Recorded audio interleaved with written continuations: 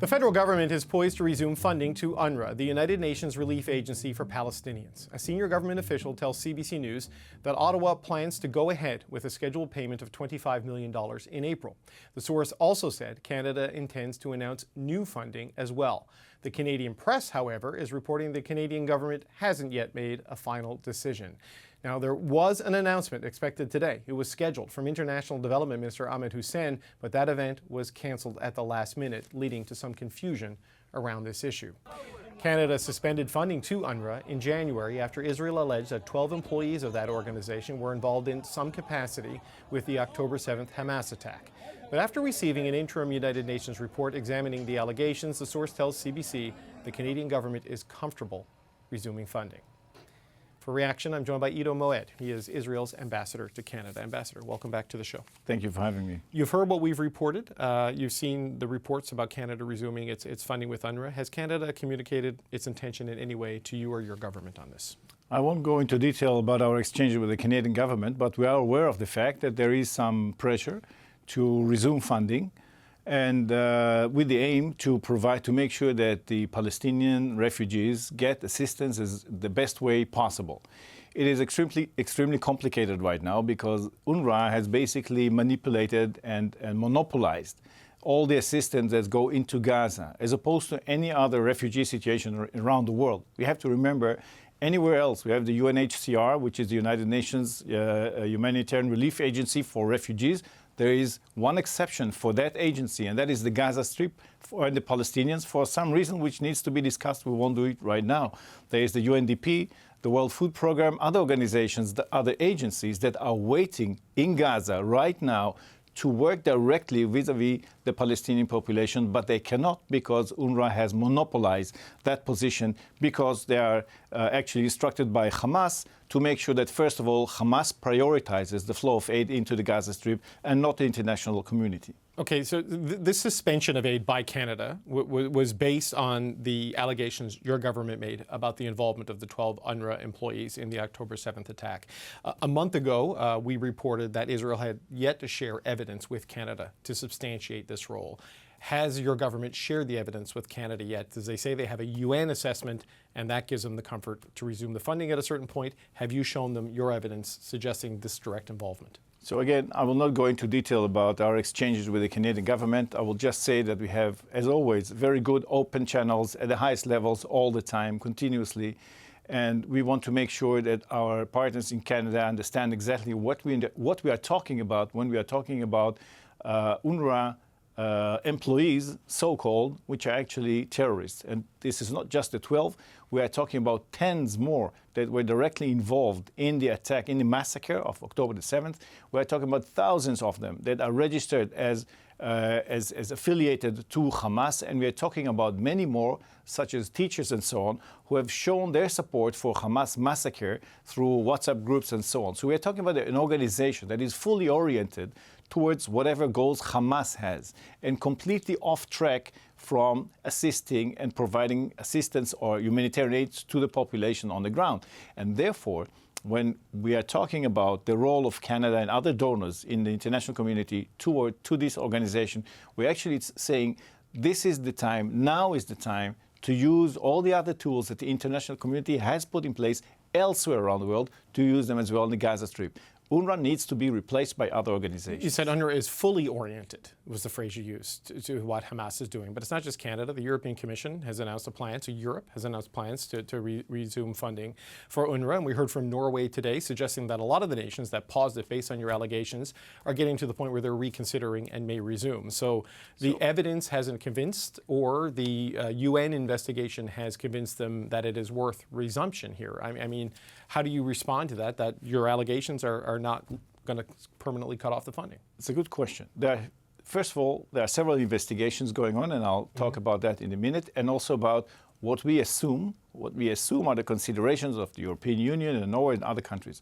So let's talk first about the investigations. There is the internal affairs investigation of the United Nations. There is a separate investigation that is conducted by the former French Minister of Foreign Affairs, and there is the information that we are providing to partners around the world to show them whatever intelligence we have. We have to remind everyone we are not spying on an international organization, but we are working to collect evidence on Hamas operatives and Hamas terrorists. And when we find that they are part of any kind of an international organization, we will share that with the heads of that organization, which we did in the past. So there are three processes that are taking place right now against Hamas, or actually to prove that Hamas is involved in the activities of UNRWA.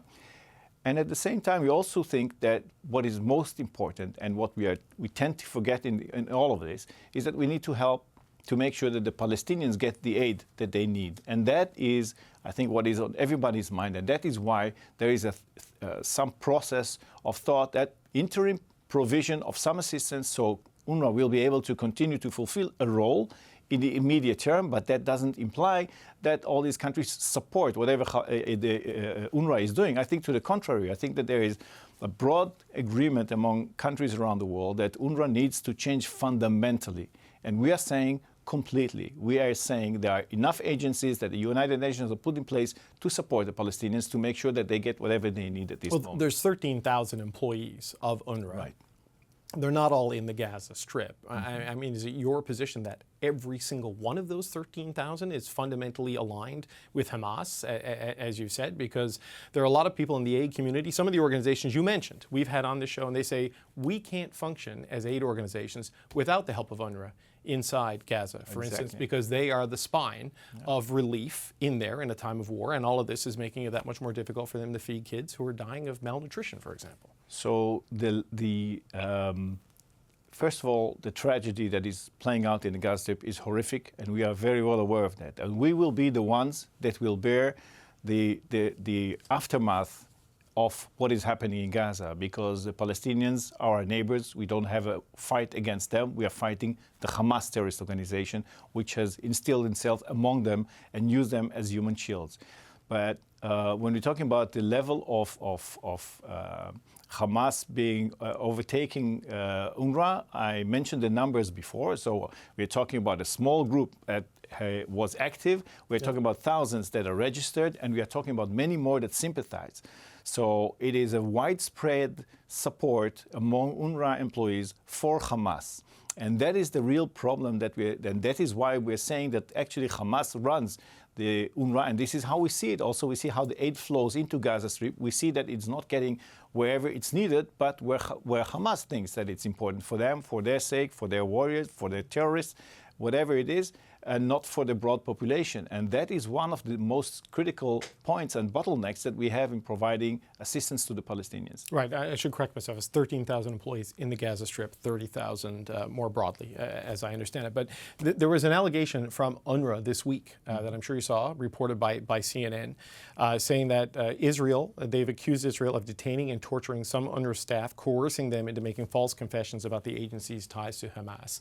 This came from Juliet Touma, who we've had on the show. She is the spokesperson for UNRWA.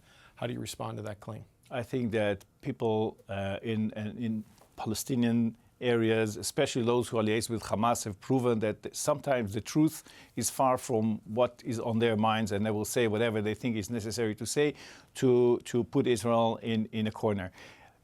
What we are doing is we are fighting a terrorist organization. We are fighting a war against a monster that created the worst massacre that ever happened to the Jewish people after the Second World War.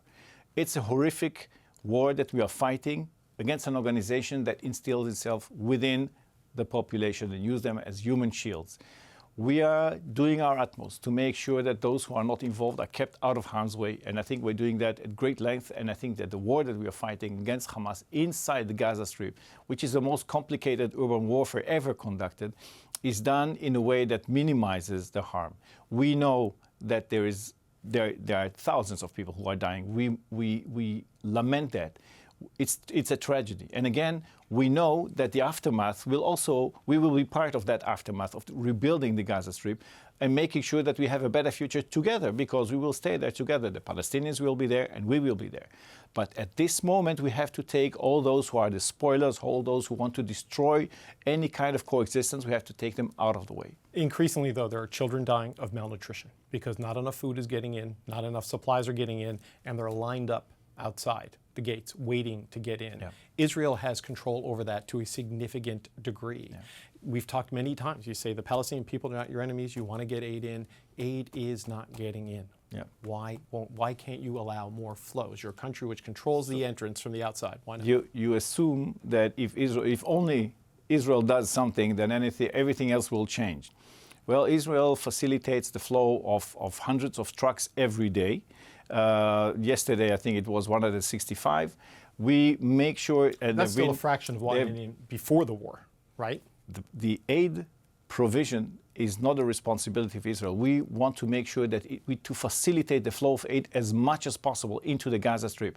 We are providing water. We are providing electricity. And I don't think I even heard that mentioned too often anywhere. But we are continuing to do that. We are repairing infrastructure that Hamas damaged, which was to provide this kind of assistance from Israel into the Gaza Strip, because we want to make sure that there is some level of continuity. We are not controlling medical supplies. They go in freely.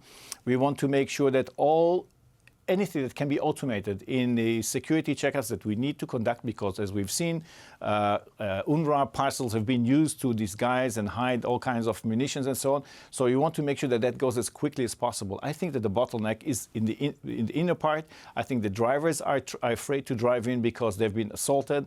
There are a lot of issues there. So just to pin it on Israel, I think wouldn't really be the issue that is at stake. We are doing our utmost to make sure that as much aid goes in as possible. So just as a final point, Canada is poised to resume funding for UNRWA. The official announcement, we was supposed to come today. We expect it to come in future days. What message does that send to Israel if Canada resumes funding for this organization, given the litany of criticism you've laid out about UNRWA? Well, we'll see. When the message comes out, we'll respond to the message. Iddo Moed, Israel's ambassador to Canada. Thank you for your time today. Thank you for having me. Chris Houston, thanks for joining us today. You're welcome. I want to start with the overall news about that Canada could be resuming funding to UNRWA, and there are reports it could be increasing its funding to the aid agency as well. What's your reaction to that news? UNRWA is the most important aid agency in Gaza, in Palestine. It's got 30,000 staff, 13,000 of which are based in Gaza. The allegations against UNRWA staff are serious. They must be investigated. Humanitarians cannot undertake violence that is against humanitarian principles. Investigations are underway, and UNRWA said that they have terminated the staff, and therefore it's critical that they are funded. Pausing funding would be disastrous. It's a sure way to ensure a famine and to exacerbate the humanitarian crisis. And Canada should fund UNRWA. Even with the funding and the aid that has been sent to the region, it's struggling to get into Gaza. And Ottawa said last week that it would maybe soon begin airdropping aid into Gaza, as we've seen other countries do. How viable is this as a workaround to make sure that enough aid can make it to those who need it inside Gaza? Because if you can't get the trucks in, you drop it out of a plane. Can that work? No. There's 2.2 million people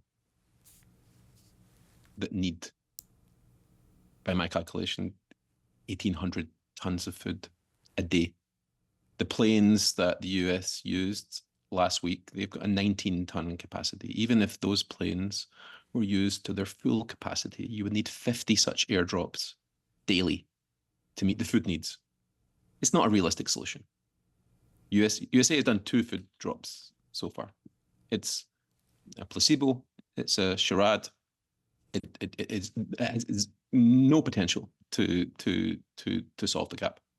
So why do you think so many countries are turning to it? Is it just frustration? Is it desperation? What's motivating them, do you think? I can't speak to their motives. I can say that their action is not going to solve it. I fear it's a distraction from the pressing issue, which is the necessity to increase the flow of aid by road. Road is how you get hundreds or thousands of tons of food to people. And road access is what is needed and what is being restricted and what needs to be spoken about, rather than videos of airdrops. We need to be having broadcasts, which I fear is distraction or a public relations exercise.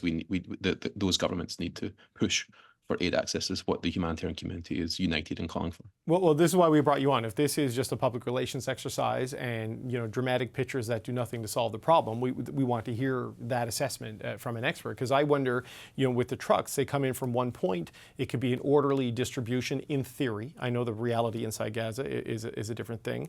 It can be an orderly distribution of aid potentially, but when it's falling from the sky onto a beach, you see people racing to get it. I mean, how effective is that for getting aid to people? How risky is that for aid being diverted? And just what if something goes wrong with one of these operations? Well, it's terribly ineffective. Dropping on a beach, it's not clear how much of it landed in the sea. We could see videos that some of it did. It's notable that there is a limitation on fishing around Gaza that's enforced with lethal force by Israel. And so I hope none of it floated out to sea. I hope nobody went after it. How effective is it? Not effective at all. It's massively insufficient. It creates risk to people on the ground. If those parachutes fail, they will plummet to earth at a deadly rate. It creates chaos. People will be scrambling to get aid, and who will get aid? The fastest and the fittest. Aid should be distributed by humanitarians. It should be distributed based on need, not based on who can get to it fastest. It's an utterly inadequate solution. So Canada's International Development Minister, Ahmed Hussein, went to the Rafah gate and saw the situation there for himself, and in the wake of that visit announced that Canada would pursue potentially an aid drop by plane. What would you advise Canada to do? Obviously, they feel a need to try to get more aid into the civilian population inside Gaza, but if not this, what do you think Canada can do? I think Canada should increase the funding to UNRWA. I think Canada should use whatever diplomatic power it has to push Israel to speed up the access to Gaza by road. And I think it should persuade other like-minded countries to do the same. It's at a point now, though, where we're hearing reports of severe malnutrition amongst children. I spoke to a doctor on the show last week who was in Gaza and said he could put his finger and thumb around the upper arm of a 10-year-old that he treated because his boy was so malnourished. And that was the situation they're dealing with. So how do you assess the level of aid flows going in? We spoke to the Israeli ambassador earlier today. On the show, he said 165 trucks were allowed into Gaza yesterday. I know that's about half of what will go in on a daily basis beforehand. What would it take, do you think, to increase the level of aid if Israel is contemplating even a military incursion into Rafah at this point in the conflict? I want to note that the World Health Organization have already reported that children are starving to death. So we're already at the point where children are starving to death. Last week, Jan Egeland, who is the General Director of Norwegian Refugee Council, was speaking about how 500 trucks used to come in daily. Mm-hmm. What would it take? It would take Israel to speed up the access to reduce the restrictions. We're at the point where children are dying. What do you? I understand it would take Israel allowing more in, though the ambassador would say they aren't the only party in control of that situation. But what do you think it would take to convince Israel to do that, in your view? I don't know. That's outside my area of expertise. I don't know what it would take to do that. I would leave that to the politicians, but that's what they must push for. Okay. Chris Houston, I want to thank you for your time. That's Chris Houston, the former head of logistics for the World Health Organization in Yemen. Thank you, sir. Thank you.